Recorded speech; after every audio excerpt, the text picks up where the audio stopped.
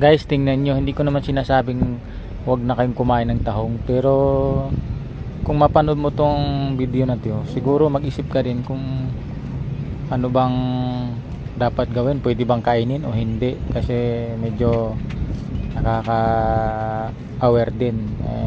Ako'y takaw niyan dati, pero ngayon hindi na ako kumakain kasi napanood ko lang ito dahil nakita ko rin naman nung bumili ako ng tahong, tapos binuksan ko, mayroon nga siyang ganyan, tapos gumagalaw pa guys. Kaya nakaka-aware dahil kahit na siya kumukulo na sa mainit na tubig, pero gumagalaw pa rin tong portion na ito. Nasa pinakasulok-sulok guys, makikita mo siya, ayan oh, makita mo yan, gumagalaw pa nga siya kung napapansin nyo. Yan, gumagalaw pa yan siya, pero lutong-luto na yan. Paano na lang kung hindi luto yan?